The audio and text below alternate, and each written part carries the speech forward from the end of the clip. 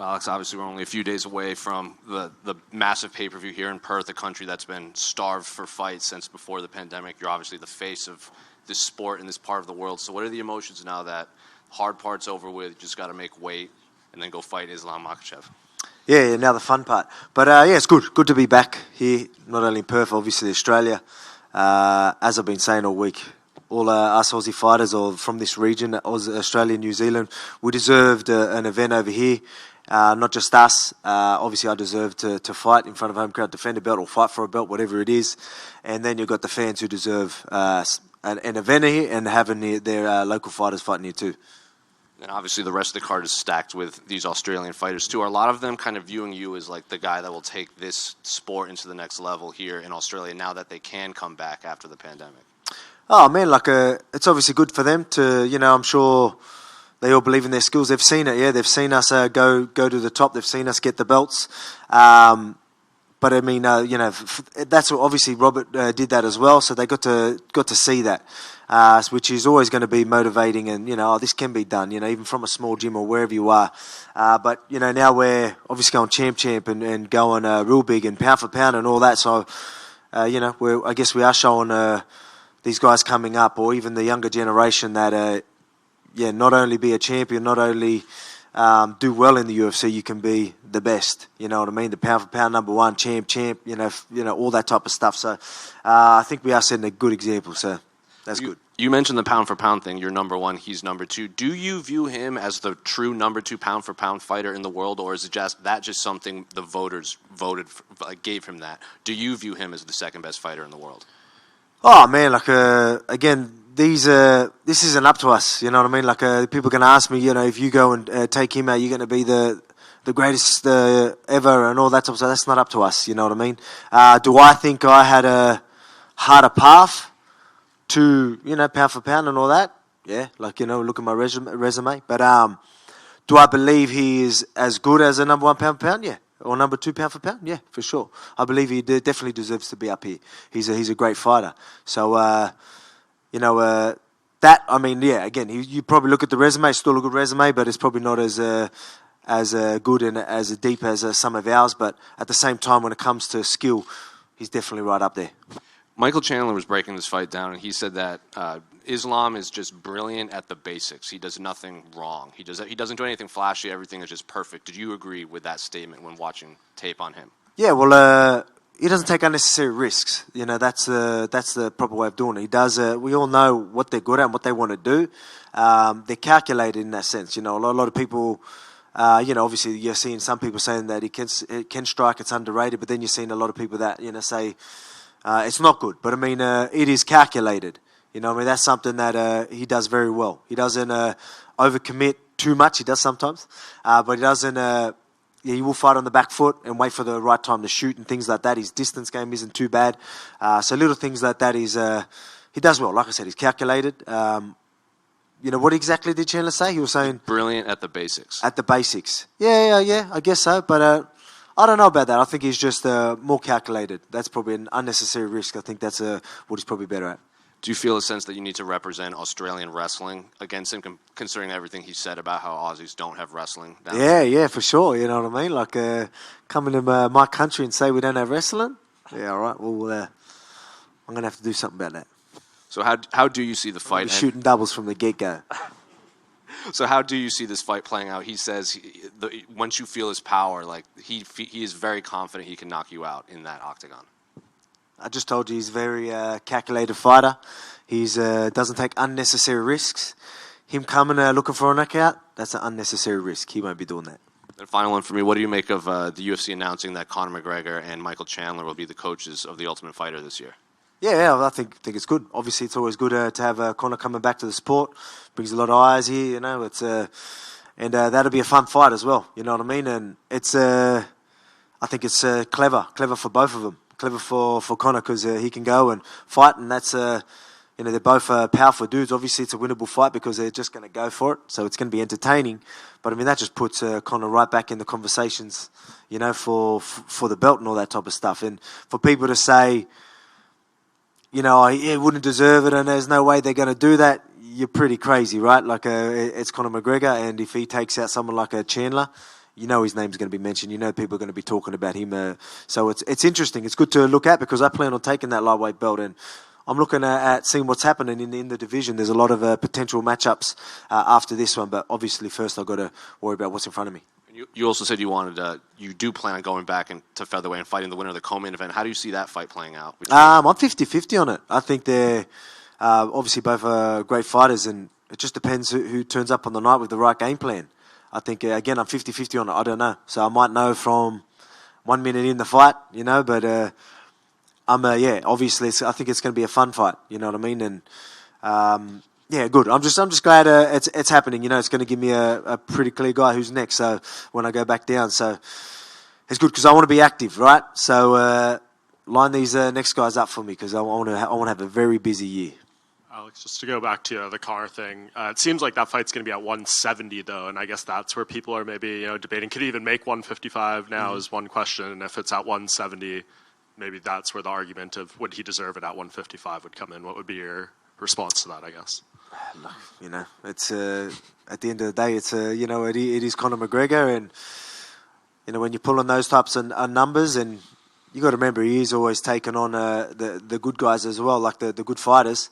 So he's always stepping up and taking on dangerous fighters. So, and it's at 170. You're right. It's not the lightweight division. Look, if it was anyone else, I'd say there's no way, right? So I'm just, it's pretty obvious how it goes down. You know what I mean? So you're not really saying anything that anyone should be surprised about. Yeah, I think we all understand. Yeah. And the parity between your last fight with Max, who has absorbed the most strikes in UFC history, and Islam, who's absorbed the least in UFC history for the amount of fights he's had, what's the dramatic difference in preparation for two guys like that, and knowing that one might be harder to find? I always find them though, right? That's my thing. So it is definitely different. You got to approach it right because you can't get too carried away because we know he wants to shoot as well. So that's what's good about him. He is patient. He will stay on the outside. You overcommit, he'll make you pay. If you overcommit incorrectly, it can be a long night for you. But obviously, I'm a calculated fighter. That fight IQ is definitely going to have to come into play. I need to turn up. This isn't a fight where I can just come in and we'll see what happens. I need to be on my game. But I'm always on my game. I always prepare how I should, and you're going to see me turn up. And I plan on raising 2 belts at the end of it. And you win this fight, it'll be a 13-0 UFC start for you. The only other fighters who have done that are Anderson Silva, Kamaru Usman, and Khabib Nurmagomedov. What would it mean to you to kind of join that group of elites? Oh man, it's it's awesome. I've joined a couple of cool things, right? Like being a champion is incredible, and being pound for pound #1 is obviously incredible. Then going champ, and then the streaks and all that type of stuff. It's a pretty good resume. It's pretty good numbers there, and I guess that speaks for itself. Thank you. Hey Alex, just curious, man. I wonder, how much do you think Khabib's dominance has sort of affected people's respect and fear of Islam's wrestling? Because they see Islam as the next incarnation of Khabib, and because of Khabib being so dominant, I wonder how much some of Islam's past opponents have looked at that and that's translated mentally. Yeah, man, it's pretty obvious that they got a strong ground game. They do have a certain style, very good MMA specific style, and people haven't been able to not capitalize on or deal with or figure that out. You got to train how you meant it. You got to prepare for these guys properly. Because again, if you're just going to go there and just think you can just do anything you do in a jiu-jitsu room, you need to change it up. You need to study these guys, study their movements, details. I don't think I could be wrong, but I don't think other teams or other fighters did enough of that. But we always do that. We always game plan properly, prepare properly, and always prepare for the worst. So no matter what happens in there, I'm not going to be shocked. I'm not going to be puzzled. You know what I mean? I'm going to be going for it the whole time. And again, if there's anyone for a job to figure any puzzle out, I'm the man. I truly do believe that, and I get to show that on Sunday. I wonder, what, if anything, has Dan Hooker said to you about Islam, just his strength and just what it was like being in there, if anything surprised him? I haven't really had that conversation with him, to be honest. I haven't. Obviously, he got caught. We got Islam did a great job of catching the leg as he went on top and then got into a dominant position and got there. There's not much you can really do about that. Obviously, again, we know Islam's good.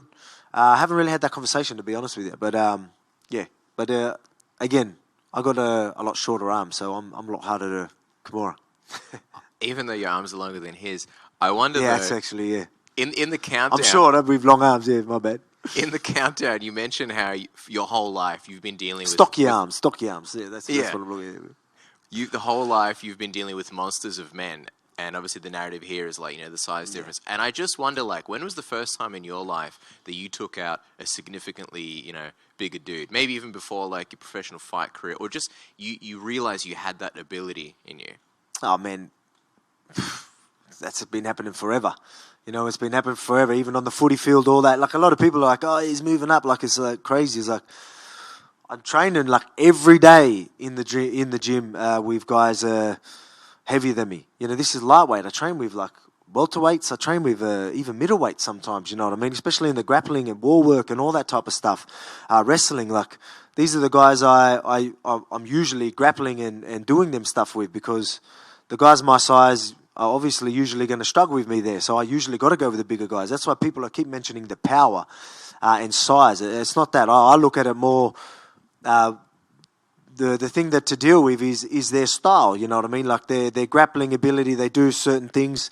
That's more of something that I'm looking at. Like, not power. No one's ever just overpowered me, you know what I mean? Like, again, if he thinks I'm just going to be some weak little featherweight, then he's going to be in for a rude shock.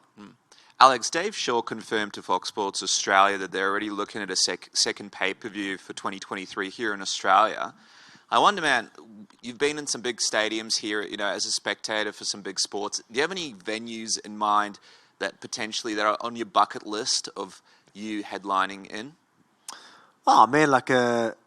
Yeah, well, there's plenty. I couldn't mention the actual stadiums. I'm bloody terrible with the names. But, I mean, it would obviously be good. Like, I love fighting anywhere in Australia, but to fight somewhere in Sydney or something like that, literally where I live, would be incredible. So, like, to have a big stadium over there would be unreal. We'd all be thankful for that flight. Yeah. Yeah, big flight for most of you, eh? Could imagine. Now you know how we fucking feel. Every single time.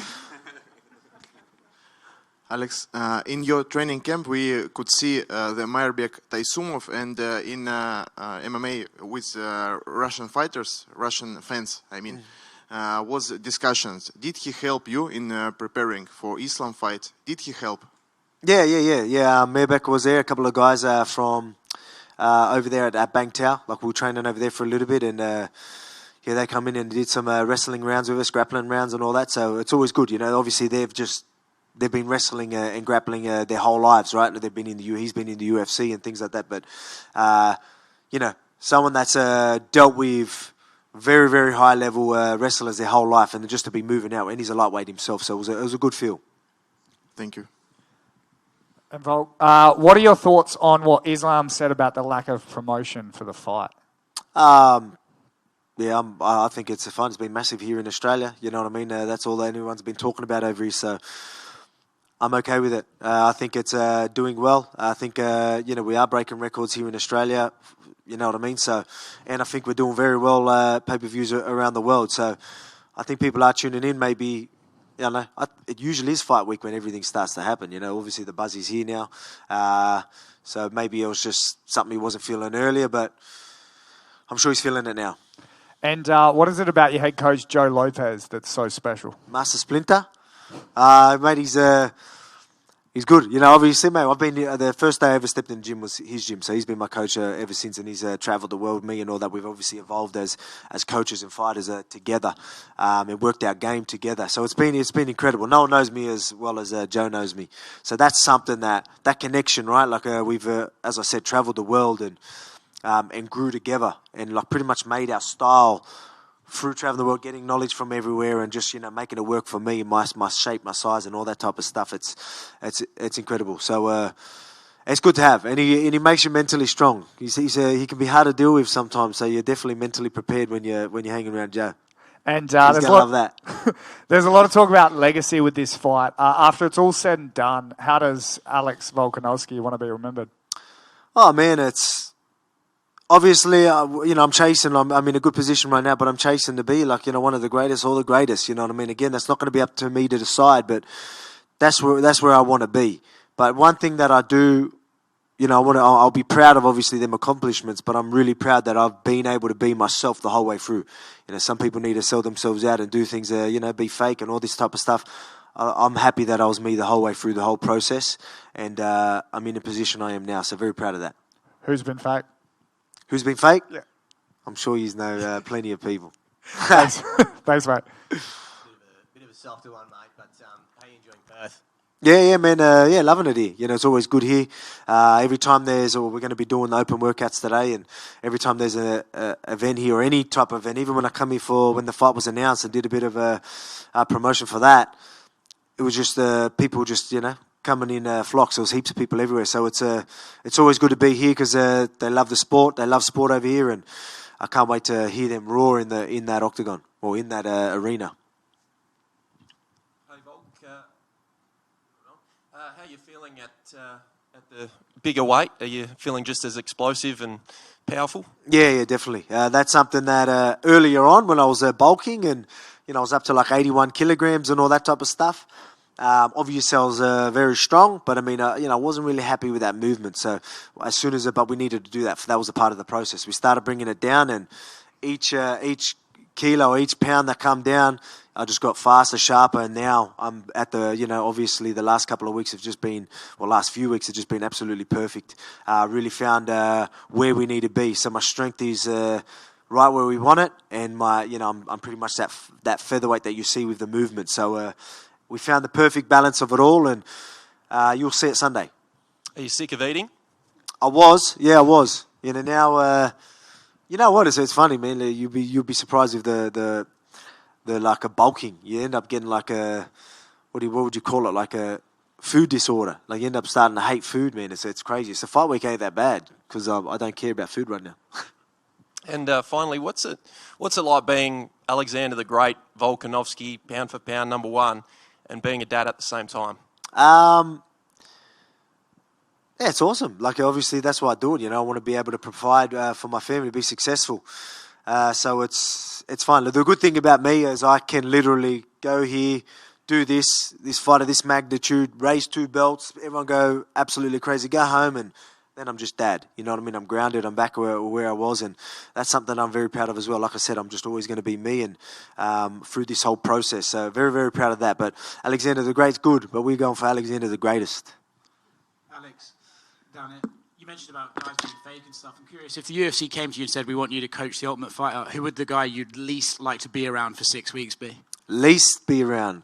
I mean, I wouldn't mind the fakeness, right? Again, I can deal with things pretty good. I'm pretty chill. I laugh everything off, so I'm okay. I can deal with anything. So in that situation, obviously I'm prepared to put up with some shit. So it won't matter who's doing it with me. But who would be? Obviously, your Conor McGregor's would be fun. Obviously Colby Covington doesn't, make sense. But I mean, like guys like that would probably be fun. It's probably the only time you would really want to really put up with them is probably on a show like that. Have a bit of fun with it. Cejudo, yeah, that could be fun as well. Yeah. Alex, as you sit here. Oh yeah. Sorry, last question, guys. As you sit here today, going into such a huge fight, how do you reflect on your journey coming from Wollongong, working as a concreter, fairly humble kind of background, and all the sacrifices that have led to this moment? Yeah, man, it's again, incredible journey, crazy journey, but it's a journey that anyone in the world can do, with the right mindset, belief, and all that type of stuff. That's something, that is a message that I'm always trying to push.